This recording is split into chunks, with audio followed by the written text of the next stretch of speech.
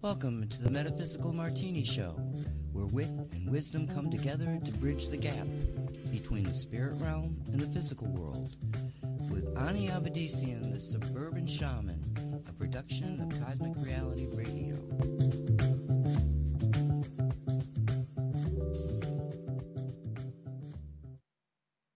Hello everyone, I'm Ani Avedissian. Welcome to Metaphysical Martini. 3 parts spirit, 1 part rational mind. Add 2 drops of optimism. Give it all a good hard shake and pour. Dress it with the olives of grace and empathy. Sit back, sip slowly, and contemplate the wonder of cosmic creation. And a hearty hello to everyone out there. Hello, hello, hello.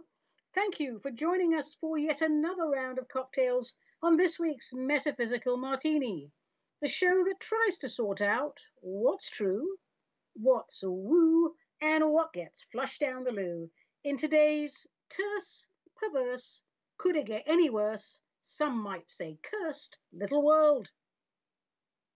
As always, we try to do this with as much grace and empathy as can be mustered on any given day. We are not always successful, I'll admit to that, but we are honor bound to give it a shot. And on this show, the Metaphysical Martini Show, we do love shots. Yes, we do. Our rally cry is awaken, O my people. Do not follow the path of the sheeple, and do not give our God cause to weeple. If you're joining us for the first time, I extend a very warm welcome to you. Be advised, we do not do politically correct, because we do not wish to erode our intellect. We martini heads, we're straight talking, straightforward folks. We may be a tad direct, but we come from a core of respect. There's no fakery here to up our numbers and our views. What you see, what you hear, that's what you get. And we value common decency, common courtesy, and our old friend, common sense. On this show, when we use labels, we do so for identification purposes. We are strictly non-partisan because we believe all parties are in the can. Our world has lost its moral compass. And without a moral compass, the political arena, any arena, the world arena, it's nothing more than a never-ending power play benefiting a small group of sociopaths gorging themselves on the fat of the land while the rest of humanity begs for crumbs under a fully laden table. And honestly, by now, with so many repetitions of this same scenario through the ages, humanity should know better, don't you think? Well, that's what this show is all about. Looking at the bigger picture, stepping outside the carefully crafted establishment narrative. And I will say, stepping outside the narrative is not for the faint-hearted. So if you're one of the millions who would rather sleep comfortably in the manufactured illusion, if you are content to do as you're told, eat what you're given, behave as ordered, and believe everything the daily spin churns out, this show is not for you. So move along now, nothing to see here. Bye-bye. If, on the other hand, you have a capacity for objective thought, and you wish to better understand the marvels of cosmic co-creation to enjoy your incarnation, well, you might hear something of value in the next hour. I mean, who knows? Life is an adventure, isn't it? And adventures are about exploration, not cunctation. So, without further ado, ladies and gentlemen, and whatever else you identify as, let's get on with the show. Now, I had a few letters over the last month or so from listeners who suggested I review my format. Well, how cheeky is that? But you know what? I did, and you do have a point. What they said is, Ani, too many questions, not enough time for my favorite segments. I want my favorite segments, and some of you are really miffed about it. So let me say, be ye not miffed, my martini heads. We shall fix this right now. Starting today, we will include a shorter version of all your favorite segments on every single show. And that means we'll start off with a question or comment from one of our listeners. We'll move on to Tarot A Go Go, the wizard's gizzard, Plato chips, the cryptic mystic, a little pat of poetry, and, by popular request, spend a little bit more time with our closing cocktail recipe. And if we still have time to burn, we'll finish up with more questions. So let's see how this goes. Let's try out this format. And I'm going to drink to you. Cheers with my little special martini today. Interesting, very nice. Actually, it's been growing on me quite well. Okay, questions, answers, and comments. Darlings, if you would like the contents of your fabulous minds shared on this fabulous show, send your questions and comments to Ani@aniavedissian.com or send a postcard to Cosmic Ani P.O. Box 714, Wilsonville, Oregon 97070, USA. And should your choice nugget of worldly wisdom be chosen, let us know if and how you'd like to be identified, because if you don't, we will refer to you as omit personal details. Alrighty, this first one is from the Cat Whisperer in New Mexico, who asks, Ani, what is your take on social democracy? Well, Cat Whisperer, I will start off by saying that most people have no idea what that really is. And I'll follow up by saying that any system, in my opinion, can be a workable system if all strata of society have moral compass and awareness. So perhaps the best way to answer this question is to give a quick 101 tutorial on the systems. Capitalism, socialism, communism, democratic socialism. Most people understand the fundamentals of capitalism and communism. So socialism then is considered by most to be a halfway point between capitalism and communism. Do you think that's fair to say? I think so. So democratic socialism, as we understand it, is considered by many to be a halfway point between capitalism and socialism. So let's define these terms. Capitalism, I would say it's about free trade, allowing individuals and groups to develop unlimited profits. And if it's practiced from a moral compass, benevolent capitalism, compassionate capitalism, based on supply and demand of need, not feed the greed, that's nothing wrong with that. That's fabulous, actually. The problem is, with propaganda, we artificially enhance benefits and values of products, like something that should cost $5 costs $105 because it's got some sort of branding on it. So upsides and downsides, well, everyone's free to pursue the joy that comes with unlimited wealth. And that's lovely, in my opinion. But it's a free-for-all arena, so it needs some sort of regulation. Who's going to regulate it? If there's a lack of regulation, it can end up with most of the wealth being in the hands of the few. So, of course, it's susceptible to corruption, and that's what we have today. But that said, of course, this fiscal agenda would be my preferred arrangement for all things monetary. Anything to do with governing, I would definitely go with the capitalist system. Okay, let's move on then to what is communism, which is essentially creating a classless society, an absolute equality. And at its core, in the beginning, communism didn't really want any form of government per se. It just wanted to have a group of sort of Russian or Soviet patriots who identified and took down corruption. But of course, that sort of thing doesn't really work. You can't take down corruption without foreign interference, and that comes through funding. So the whole Lenin thing didn't work very well. And then we got on to Stalin, and that really was not good. So communism, okay. Government dictates the price, the supply, the distribution of goods, and apparently of ideas and everything else. So, well, to be honest, that does sound lovely if you have a benevolent government with a functioning moral compass and a socially aware population that demands the government work only for the betterment of the people. But here's the thing, if you're going to sort of put this in place where it wasn't in place before, how do you get people with more to give it up and give it away to people who have less? Well, history says we do that by force. So the regimes that promote communism turn into boot-stomping authoritarian regimes. I mean, how many times have we seen in history, not just with communism, but we've seen this happen. Any regime that seeks to overthrow the oppressor, the new guys end up being worse than the old guard. So, again, susceptible to corruption. Moving on to socialism, that would be the desire, I think, to merge the best of capitalism and the very best of socialism, or the very best of communism, I should say. So you get the best of capitalism and the best of communism. That's socialism, is it? Is it the understanding that there should be some sort of free market then, where the government owns and controls all the major industries? And of course, it does this to ensure that the people benefit from the profits generated by the government-controlled industries. And let's all take a moment to giggle over that one too, because it sounds lovely if everyone has a moral compass, but we have to admit that's not the case, and it's also susceptible to corruption.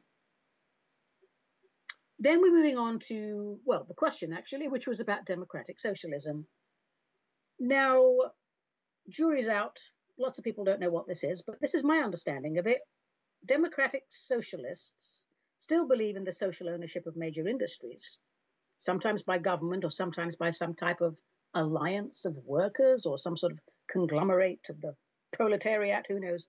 But they do differ from traditional socialism because they don't like authoritarian control. That would be undemocratic.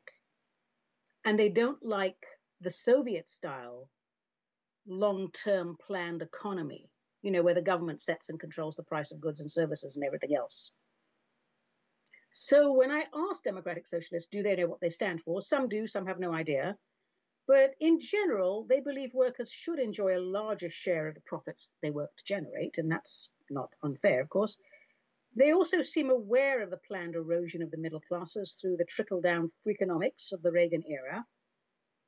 What they do believe in very firmly is what I would call robust social safety nets. You know, Medicare, pensions, cheap or free tuition for school, decent minimum wage, because they believe, I think quite rightly, that these things impact positively the long-term growth of a society.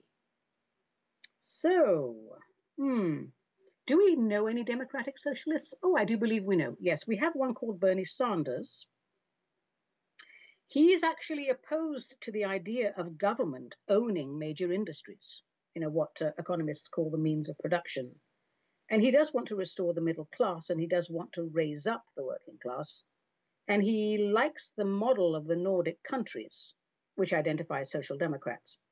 I have to say, a huge chunk of money is taken out of the paychecks of the Nordic people to give them all this social democracy.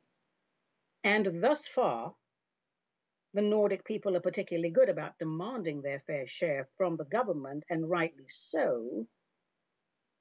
But if the government decided to not be so socially democratic, so social democracy, say that again, Ani, social democracy is basically a capitalist system with a robust social safety net. Not so bad. Again, if run by people with a functioning moral compass, and if the people are aware and proactive in the running of their country, it could be quite sweet. But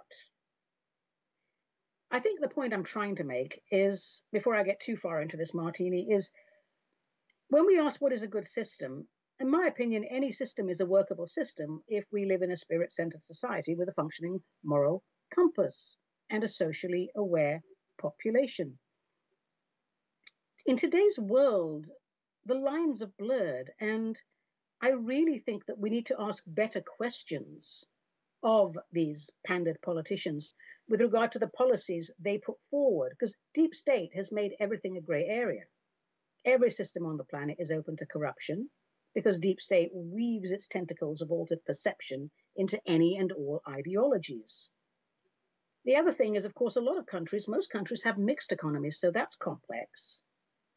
And you know, socialism, the words socialism, conservative, patriot, liberal, they've lost their meaning in today's polarized world. We need to look to understand what each candidate is supporting, what agendas they're supporting, I think, rather than looking at the color of his tie or her skirt, or scarf. It could be the skirt, but it's probably the scarf. Look, I'm all for abolishing all political parties, really, and declaring the government the assembly of the American Republic. No left, no right, no theft, no spite. You know, liberty is a core principle, but again, our world is so off track in the spirit-centered department. Most people who think like me end up building their own communities in rural areas. And let me tell you, From time to time, that's looking pretty good right now. So social democracy, it sounds lovely, but all of them sound lovely if we are working from a moral compass. So there we are. Thank you, Cat Whisperer from New Mexico, for that question. I've been to New Mexico. I would love to spend more time there, and my time was cut short due to challenges with altitude. My teeny tiny lungs couldn't cope with it. And what I'm about to say, I know is the very least of what New Mexico has to offer visitors, but people, you have to try the green chili sauce when you're out there. It is amazing. It is second to none, and you will end up drinking shots of it, pints of it without food. It's that good. Oh, thanks, Cat Whisperer. I drink to you now. All right. And now let's go forward with a new format. It's time for Tarot a Go Go. A little what the heck with your favorite tarot deck. So we're using the Robin Wood deck because it's pretty and I like pretty. And this week we review the last of the Ace cards, the Ace of Pentacles. So let me pick this up and see what information and what sensations it transmits to me. I like this card. It's green and it's gold, and I do love those colors. It has a very lush feeling to it. I would say opulence. Well, pentacles do represent coin, and not just coin, but prosperity in all things. But of course, our human minds tend to run straight to coin, to money. Now, the pentacle on this card takes up about half the card, and it's etched in white on a circular gold background adorned with fresh green growth, the seed point, the sprouting point of wealth. Remember, aces are the seed point, the sprouting point. And this pentacle, it floats above a garden with lovely plants and trees. There's rolling hills in the background. And in the middle of the card, there's a path leading to a single pillar. And what should we make of that, I wonder? Single-mindedness, intense focus. If I focus on this path, it will lead me in the right direction. I feel secure holding this card. I feel as though I've made a good decision. I've planted seeds which have now begun to grow. And I believe I will see some early returns on my investment. Not just the stock market, but my investment in time, my commitments. What else do I feel as I hold this card? I feel lucky. I do. Perhaps the return will be better than anticipated. Perhaps someone has noticed my efforts and wants to invest in me. Woohoo! And I've got this feeling that I might get a mini windfall or a salary increase, an increase in my income. Holding this card, I feel the flow of abundance. My hard work, yes, it's paid off. Perhaps that path in the middle of the garden leads to a new job or a new line of work or new projects, new opportunities. I smell adventure in the air.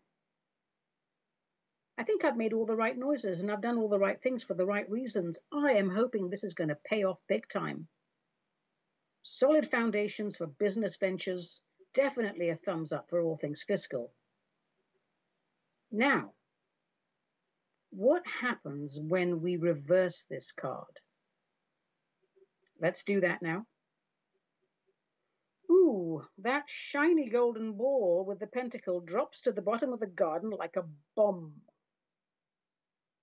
Our financial foundations are not as secure as they should be. Did we make bad investments? Were we cheated? Did we cheat others? Perhaps we didn't plan properly. Was greed a factor in our decision-making? Did we misuse our funding? Are we putting all our biscuits in one basket? When we get this card reversed, we should review our plans. We should cross our T's, dot our I's, and revisit our core purpose in the venture. Let's not rob Peter to pay Paul. Maybe our timing is off. Let's pull back, let's regroup, and let's avoid any more unnecessary loss. Let's not be greedy. Let's not be hasty. Let's plan properly, and let's go over the accounts with a fine-tooth comb, just in case someone is cooking the books.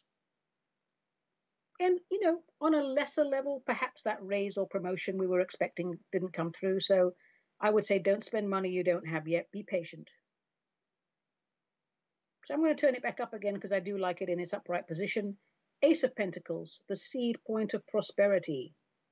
Lovely, lush, opulent, warm and silky. I like it. I like it. Well, that's the last of the aces. On the next show, we will start with the ones, and it will be the one in the wand suit. Woohoo! That was it for Tarot A Go Go. All right, going to have a sip of my drinky. Oh, I don't have my kazoo. Usually I do. I play with my kazoo. Hang on a minute. Let me get my kazoo, and we'll have a very professional musical segue. And now it's time for the Wizard's Gizzard, a little spiritual ritual that you can make habitual. Well, folks, today's WizGiz is titled, When is a Problem Not a Problem? And a reminder that the Wizard's Gizzard is designed to iron out the little quirks of resistance we humans have to living a functional and a mainly happy life.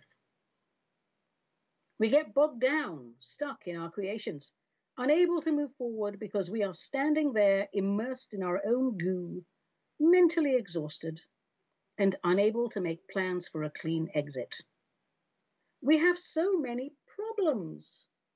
So, what exactly is a problem? Well, let's look it up in our handy-dandy dictionary. Problem: a matter or situation regarded as unwelcome or harmful and needing to be dealt with and overcome. For example, they have financial problems. Definition 2. An inquiry starting from given conditions to investigate or demonstrate a fact, result, or law. So, it's something we need to deal with. Something comes up, and we need to deal with it. Well, isn't that what life is all about? But perhaps with varying degrees of difficulty, like any project, so problems really, they're projects. You change the word, it gives you a different feeling about it, doesn't it? It's something we have to investigate and deal with in a manner that benefits all parties. So we don't really have problems per se, we have projects. You wake up in the morning and your bladder is full. Project: find a bathroom and urinate. Mission accomplished. Now that you've urinated, you feel thirsty. Project: go to water filter, get water. Drink water. Mission accomplished. Project: you have to get on with your day and you want to go back to bed. Project: find coffee. Yeah, you get the picture. So with all things, as with all things, vantage point, the bigger picture is the key. If we are aligned with our divine cosmic self, the answer to every problem/project is available to us through the vast data bank of the Akashic field, what we call inspiration. And since we already have a sense of our higher nature, we tap into that field, the all that is field. We download the information that will lead us to a workable solution. And that is what physical incarnations are all about: adventure, being present in the experience. You're muddling along, operating within established parameters, and boom, something new and sometimes uncomfortable hits you from left field. Bam! Pew, pew! What was that? Something new? Ooh, new expands my consciousness. And how I deal with it will be recorded on the Akashic records for others to access. So I will invite the spirit to inhabit my human, and the magnificent merger will identify the issue and find a suitable solution. Bring it on, universe. I am up for the challenge. That's what we say. My darlings, as with all things, attitude, it's the biggie. So instead of cowering from our problems, if we recognize them as opportunities for the expansion of our inner awareness, we contribute to the cycle of cosmic life. And that is such a glorious concept. The only words I can come up with to express my elation are Hakuna Matata. What a wonderful phrase. It's a problem-free philosophy. And that's it for the wizard's gizzards. Think from the divine, my darlings, and all shall be fine. Do I have a problem? No, I don't. I have a project. All right, time for another little sip of this interesting martini that's made with rice vodka, which I'll be talking about towards the end of the show. And now we move on to our philosophy corner, Plato Chips, where we quote a philosopher of note. And today's pick is the chap I started but couldn't finish last time, Benjamin Franklin. And who is this crazy dude? And what did he achieve? And why is he taking up space on my show? Because he was an amazing American, that's why. Benjamin Franklin, polymath, founding father, leading writer, printer, political philosopher, politician, Freemason, postmaster, scientist, inventor, humorist, civic activist, statesman, diplomat, and I have heard it said he made the best grilled cheese sandwich of the 18th century. Benjamin Franklin lived a full life, and he lived life to the full. He was born in 1706 in Boston, or as they say out there, Boston, and he was the 10th son of a soap maker, Josiah Franklin. And Josiah Franklin fathered 17 children. Oh! So I'm guessing all that soap had something to do with all those children, because people didn't smell very good in the 1700s. And that soap would have gone a long way to persuading your wife or wives to have happy time with you. Anyway, back to Ben. Ben was supposed to join the clergy, but the family couldn't afford the years of schooling the clergy required. So he had some education, I think a couple of years at the Boston Latin School, and then some time at a private academy. But he wasn't particularly well educated in the formal education department. So he ended up being apprenticed to his brother James, who was a printer of some note, because he published the first real newspaper in Boston, the New England Courant. Now, the relationship between Ben and James, not so good. It was a bit strained, because by all accounts, James was a bit of a bully. Probably he was jealous of his younger brother's blossoming talent as a writer. Ben wanted to write for the Courant, but James said, no, you can't. So he wrote under a pseudonym, and he adopted the persona of a fictional widow he named Silence Do Good. And Ben, he had to push these letters under the print shop door in the dead of night to keep his identity secret. And the column became very, very popular. So much so that everybody wanted to know who Silence Dogood was, and she received apparently many offers of marriage. And it got crazy. Ben eventually confessed and said, look, it's me. But James, instead of being grateful, he became even more jealous of his brother and unleashed more vitriol upon his talented younger brother. Oh, family relationships are so complex. Now, there was something going on around this time. What was it? Oh, yes, it was the smallpox epidemic. And the Franklins, well, they were against this new inoculation, believing it would make people sicker. But then on the other hand, there were the Puritans who always creep up and ruin everybody's funds. I don't like Puritans. They were called the Mathers. This particular group of Puritans, they were in favor of the inoculation. And there were many colorful debates and name-calling between the two parties. However, James wasn't very polite to the clergy in his paper, and the Puritans finally had enough of being mocked, and it ended up with James being in jail, leaving Ben to run the print works. And then when James was released from the pokey, instead of thanking Ben, he made Ben's life even more difficult. And so in 1723, Ben told his brother to engage in vigorous self-copulation, and he walked out, traveled a bit, New York, New Jersey, ended up in Philadelphia. And in time, he set up his own print shop there. He had an excellent reputation for honesty, for diligence, for hard work. And he bought the newspaper there, the Pennsylvania Gazette. And I believe he printed the first known political cartoon, which he himself penned. And at some point, he joined the Freemasons, and that opens doors for everyone. It certainly opened a lot of doors for him. Now, a lot of people know Ben Franklin through the Poor Richard's Almanac that he started publishing in 1733 under the pseudonym of Richard Saunders, who was supposed to be a very poor man who needed money to take care of his wife, who was very demanding. Now, an almanac contains things like weather reports, recipes, predictions, and other homilies. And what set it apart from other almanacs is the fact that Ben was a superlative writer. He was witty. And many of the phrases that we just roll off the top of our tongues, like a penny saved is a penny earned, they come from the Poor Richard Almanac. Now, from that time on, I would say his accomplishments are too numerous, and I could devote a whole hour just to cover the basics.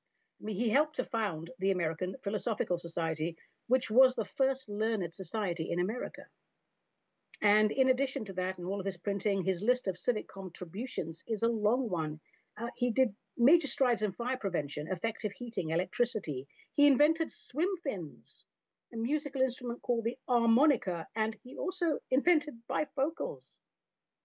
Not surprised, but he became a major player in the political arena, spent a lot of time in England, which he loved. After all, it's the older established mother culture. But somewhere along the line, he thought, you know what? These British, they're arrogant bastards. I think we need to break free of their yoke. And he fulfilled his major pre-birth agreement to take part in the American independence. And how did he do that? Let's think. Well, he was elected to the Second Continental Congress, and he worked on the Committee of Five that helped draft the Declaration of Independence. I know we all say Thomas Jefferson wrote it, and he did, but other people contributed, and Franklin's contribution is significant. So after he helped Jefferson with that, he went away to France as the American ambassador to the court of Louis, I think it was the 16th at that time. And he loved France, and the French loved him. By that time, his wife, Deborah, had passed away, and apparently Ben was known as a notorious flirt. Well, good for him. And he was so popular in France, he gave Americans such a great reputation that, he was actually there when they signed the Treaty of Paris. He had a tremendous amount of influence with the sort of Franco-American relations. Anyway, by this time, he's in his 70s. He comes back to America. He becomes the president of the Executive Council of Pennsylvania. He serves as a delegate of the Constitutional Convention. And I think one of his last public acts was writing an anti-slavery treatise in 1789. And when he died, finally, April 17th, 1790, at the age of 84, they say 20,000 plus people attended the funeral. And he was beloved.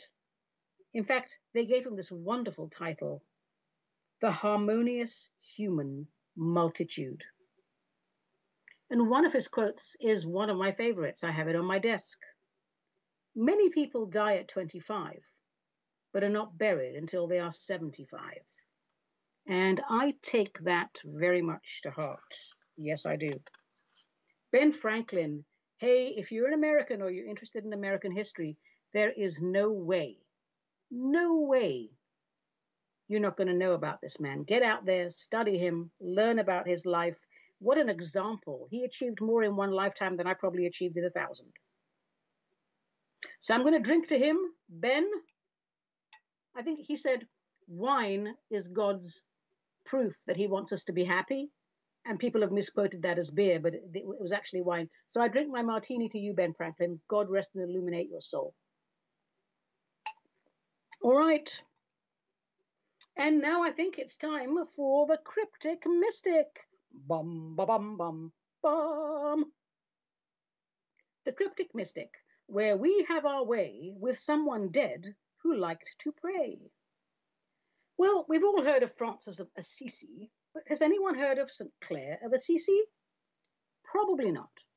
But you might have heard of an order of nuns called the Poor Clares, and St. Clare is that Clare. So as these things go, she was born to a wealthy family. That was in Assisi, which I think is north of Rome, south of Bologna, in the Umbria region of Italy. She was born in 1193. And she was educated because she was from a rich family. She wrote, she was learning, hello, read, write, spin, yarn, do needlework, all the stuff wealthy women have to learn to do. But there was something about all of that wealth that didn't appeal to her. She was called to piety. She was called in her religious devotions. I mean, she would take food after every meal from her family's palatial kitchens and set them aside to give to the needy on the streets. And her main influence was when she was 18 years old, when Francis of Assisi came to preach at the local church there, San Giorgio of Assisi. And she was very inspired by his words, and Clare asked Francis to help her in dedicating her life to God, essentially, and he said he would. By this time, we're at 1211, the year 1211, and Claire's parents were thinking it's about time this gal got married before she gets into trouble, and they chose a very wealthy young man for her to marry, but she said, no, not gonna, and she ran away. And she ran away and found Francis. And then she took vows, dedicating her life to God, and this would have been around March 1212, the beginning of what they call the Second Order of St. Francis, for those of you who are interested in religious history. So Claire's sisters joined her soon. I'm just going to, not to editorialize, but I have great respect for people who are born into great wealth and just leave it all behind and go into poverty. I wouldn't do it. Anyway, so the sister joins her. They move to the church of San Damiano, which was recently rebuilt by St. Francis, and other women joined them. And they are known for this very, humble lifestyle. And they became known as the Poor Ladies. The Poor Ladies. They were actually the Order of the San Damiano, and 10 years after Clare died, that order would be renamed the Order of St. Clare. Clare became the abbess of San Damiano in 1216, and she spent her days doing a lot of manual labor and praying and just dedicating her time to changing the governing rule from Benedictine to Franciscan. I won't go into too many details of that, but Benedictines, while they're into the, poverty and they don't humility, but they don't necessarily frown on private property, I think. They don't despise money. The Franciscans tend to think that poverty, abject poverty, is in itself a virtue. So she was trying to move people away from that Benedictine ideology into the Franciscan ideology. And, as legend goes, of course, she did miracles. When Assisi was being attacked, she raised up the Holy Host in a window, causing Frederick II's invading troops to fall back, aghast. And again, another time when Assisi was under attack, Clare and the nuns prayed for the safety of the town, and a storm swept in and scattered the attackers. Maybe it did, maybe it didn't. You know how legends go. So Clare devoted herself to the divine through the poverty way. She cared for Francis until the end of his life. She was with him when he died, which was 1226. At that point, she was in quite poor health herself, probably because she was too poor to eat nutritious food, but she continued to promote the growth of her order until her death in 1253. And she was canonized 1255. And I think today we have about 20,000 of the Poor Clare sisters worldwide in about 70 different countries. And of course, they have moved on from the original barefoot 1212 version. I think they're still the original Order of St. Clare who live according to the original rule. But then there's the Poor Clare, Collatines who live according to the 15th century reforms. And then there's the Capuchin Poor Clares who lived according to the 16th century reforms. And then my favorite name, the Poor Clares of Perpetual Adoration, who live according to the 1854 charismas of Mother Marie Clare Bouilleveau. So Clare of Assisi, still around, the Poor Clares. You should look them up. Very interesting, all of the orders and their differences.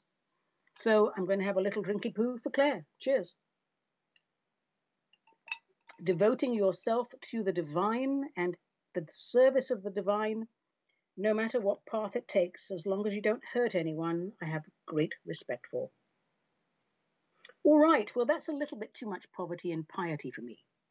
So I think it's time for a little pat of poetry. Yes, folks, after a hard day's shamaning, I like nothing better than coming home, putting my feet up, having a nice cup of tea or a small drinky poo, and writing really bad, non-peer-reviewed poetry. And today's offering is titled The Trouble with Donuts. Thank you very much. Here goes. The trouble with donuts is that they are so very tasty. And with the rising price of baked goods, donuts are one of the few affordable pastries. There are so many varieties. It is an exceedingly versatile bread. But the trouble with that plan is, of course, the threat of middle-age spread. And you can't really eat just one, can you? I mean, it's not enough to feed the soul. But the bakers, they thought of that. How kind! There are no calories in the whole. My donut indulgence, well, it's confined now to Sundays. And it's plain, no glaze, no center filled with cream from Bavaria. You know, the only thing worse than having no donuts at all would be a really, really bad case of recurring malaria. Thank you very much. That was The Trouble with Donuts, written by yours truly. I do love donuts. That's why I wrote the poem, because I love donuts. It's just how it goes. All right, folks, I think we've got time for some more questions now, so let's get on with that. Oh, first of all, though, let me take a little break to remind you to visit my website, aniavedissian.com. And I refer to my website on a regular basis to find out what the heck I am up to. So October's Cosmic Conversation on October 26th is going to be how to prep for the spiritually minded people. And it's all about prepping not through fear, but just because in an uncertain world, it's a good idea to do so. And also I have starting tomorrow, 4 spots available on my spiritual mastery program and my metaphysical mentorship program. So if you're interested in that, go to the website, read all about it, and then contact me with any questions. So visit that, and also visit my YouTube channel under my name, Ani Avedissian, for lots of short little instructional videos. And I might be up to some other things, I don't remember, but it will be on the website. And you can also sign up for my newsletter, Metaphysical Martini. Or is it called Monday Messages? Maybe I've had too much martini and I'm getting the two confused. Yes, it's Monday Messages. Sign up for it and you'll get a heads up. It comes out on the first Monday of every month. Yeah, it's a good one. All right, folks, let's take another question. Maybe 2 from our awakened and ever-curious listeners. Well, I think we can put a few together here because I've had quite a few questions from people asking me when I think martial law will be declared. They're saying, Ani, will it be before or after the election? And do I think it's a good idea to declare martial law? Okay, first thing, I just want to remind people, I don't actually work for the Trump administration. I wish I did. It would be interesting. So my intel comes from other boots on the ground, off-world extraterrestrials, and people in spirit form. And I'm just going to have to say, while the possibility of martial law being declared is still high, and I'm not the only intuitive, by the way, talking about the poop hitting the pavement in October, I'm not sure whether it's going to be before or after. I mean, today it seems to tip in favor of before. Tomorrow it might be different. If we could be 100% sure that POTUS would be back in November, I mean, I think he will, but if we could be 100% sure, I would say I would wait until after the election, about 3 minutes after the election, and then I would hit that button if we need martial law to be declared. Do I think it's a good idea? Why do we want it? Why are people even thinking about martial law? I think many people feel that if POTUS gets in for another 4 years, the other side are going to hold mass demonstrations that will be out and out civil riots, and they will try to destroy the country from the inside out rather than accept another 4 years from him. So that's the thinking behind it. And perhaps declaring martial law is going to be the only way to prevent that, if indeed that is what the other side has in mind. And it's probably the only way to get people to stop running around like deranged chickens, squawking at everything that triggers them. You know, you shut it all down, you take over the bought and paid for propaganda machine, passing itself off as news media, and you very carefully, thoughtfully explain to people, show people the level of corruption that has passed for government for so many years. Then you start making those arrests. I know it's a logistics nightmare. There's thousands of indictments.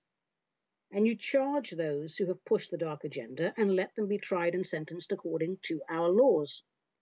Now, I received quite a few letters from people who are outraged with me that I called for the execution of top cabal members. Well, clearly, my darlings, with respect, you don't fully grasp the extent of Luciferian ideology and how much they love their blood rituals. Unless we shed their blood, and that's according to their ways, not ours, unless we end their lives according to the letter of the law, they will not accept defeat. They will just regroup and they'll plan another one world government takeover.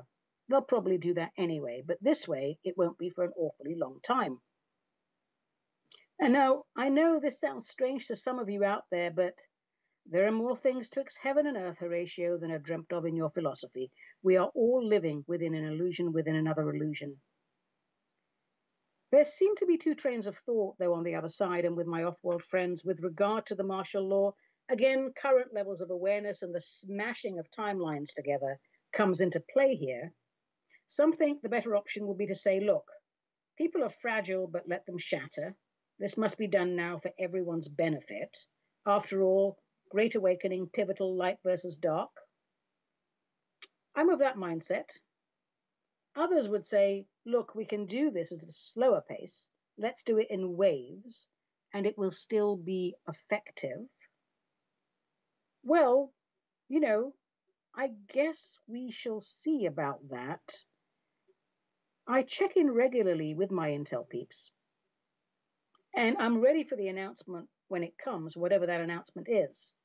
So should that happen, and I think that there's a strong possibility that on some level it is going to happen, and we can't really be sure because, I mean, you know, both sides want to declare martial law, and everybody lies about everything, so no one knows who's declaring anything. But should that happen and we get into that sort of scenario, go home as soon as you can. Go home, go to a place of safety as soon as you can, and stay there. Shut the door. Do not open it. Do not sign any papers. Do not believe anyone who waves an ID card in your face and asks you to comply with anything that does not feel right. Shut the door. Stay home. Another question that we got a lot of. Ani, were you joking when you said there would be a fake ET attack? No. No, I wasn't joking. Deep state are desperate. Look, behind the scenes, people are clawing each other's eyes out, ripping each other's intestines out. It's awful right now. And they are trying every trick in the book. And as far as the deep state people go, I don't think they're even pretending to try to be credible anymore. I mean, the only reason they get away with all this ridiculousness thus far is because more than half the population I'm sorry, is acting incredibly stupid. And they would rather see the world crash and burn than admit they misjudged how events on the world arena are planned and played out. So I would not be surprised to see ET holograms projected in a town near you. And if that happens, it's fake. Go home, shut the door, put the kettle on. Let me repeat that. Go home, shut the door, and put the kettle on. There is no threat at this time from malevolent ETs. And even if such a threat existed, Ashtar Command can easily handle anything that comes their way. Now, the Ashtar Command, those are the good ETs, you know, the nice, fluffy, 10-foot tall, exuding golden light from their arseholes ETs. Those are the guys that have been with us since, I think, 1913, when Gaia, Mother Earth, called out to God and said, God, I love these people. I've hosted them for as long as I can remember, but they are quite literally killing me. And I would really like to ascend into the upper dimensions in my physical body. I feel my physical body is going to die. We've got this World War I. I know there's going to be another one. They just keep bleeding into me. Please help me. And God, in its infinite wisdom, asked these friends from the Pleiades and from Arcturia and some Andromedans and a few others to come and put a universal light fortress around Earth, essentially performing the mother of all energy works on our Mother Earth. And it took a while to replenish her, to get her strong enough, and to put this energy grid up, but they did it. And they have been patrolling and helping her primarily since 1913. So I can assure you that any of the bad ETs, it is going to be an illusion, a holographic illusion. They've been training us through these movies for so long that ETs are bad and they're evil and they're going to come down and they're going to eat your guts and suck out your brains through your left ear. I'm sure some of those ETs exist, but they don't exist in this solar system at this time, so we have nothing to worry about. I will just say one more time, I think that October is going to be an absolute poop storm. Both sides now are trying to convince you of their agenda. Both sides are going to use divisiveness tactics. Both sides are exhausted also. One side is exhausted from having to defend itself against falsehoods. The other side is exhausted from having to keep its deep state power by any means. I think people are losing it mentally. They're emotionally and physically, mentally exhausted. If the debate the other night was any indication, boy, I'm not even going to go there. I turned off after 5 minutes. People, more than ever, it's time to be centered. It's time not to think through your partisan affiliations. It's time to realize that all of these parties were created not to cause balance, but to keep us apart. It's time to take a look at the political arena and say, I'm not going to go blue or red, even though I might have to vote for somebody right now to get things done, but I'm not going to identify as blue or red or green or purple or pink or whatever.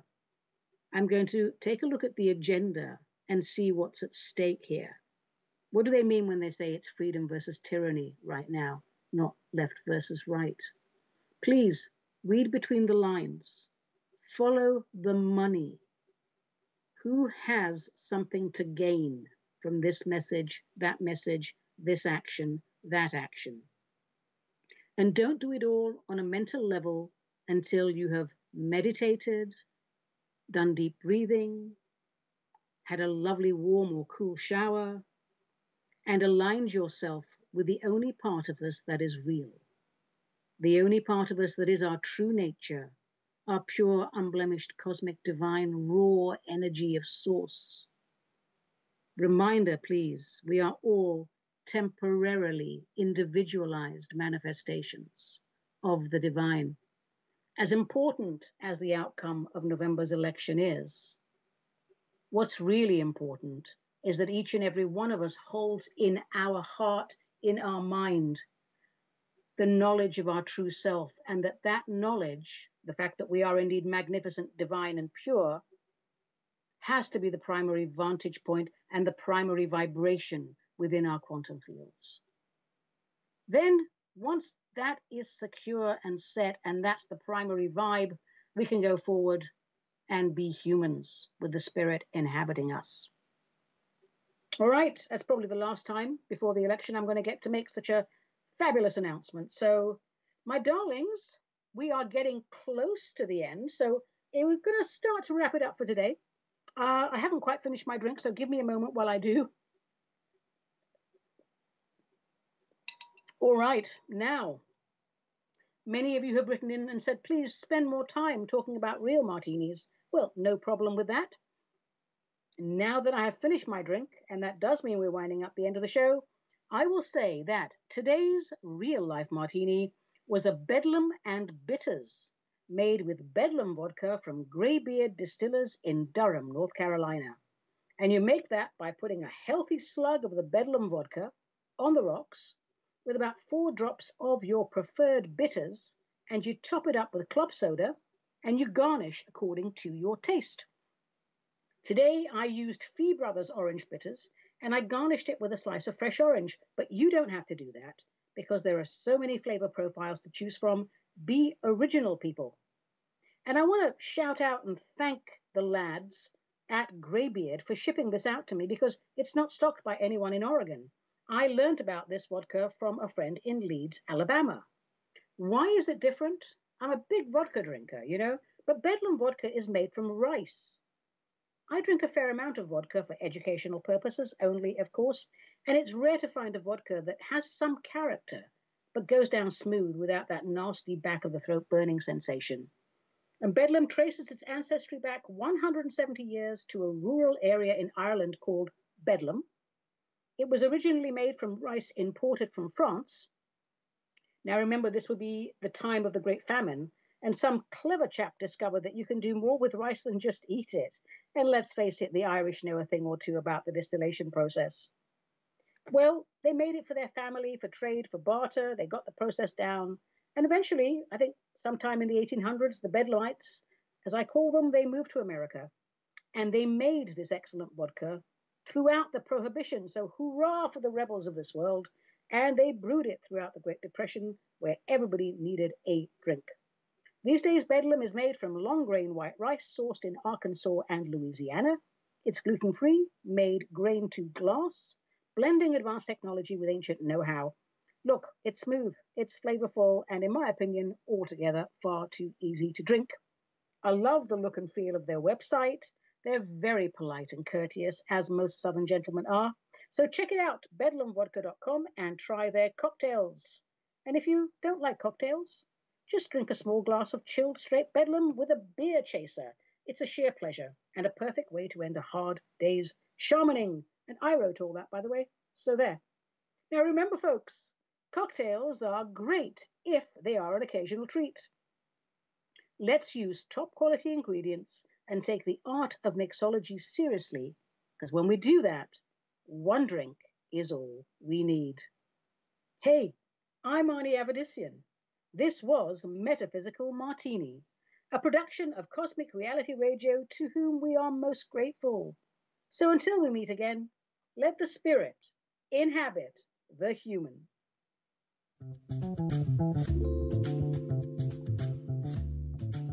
You have been listening to the Metaphysical Martini Show with Ani Avedissian, the Suburban Shaman, a production of Cosmic Reality Radio.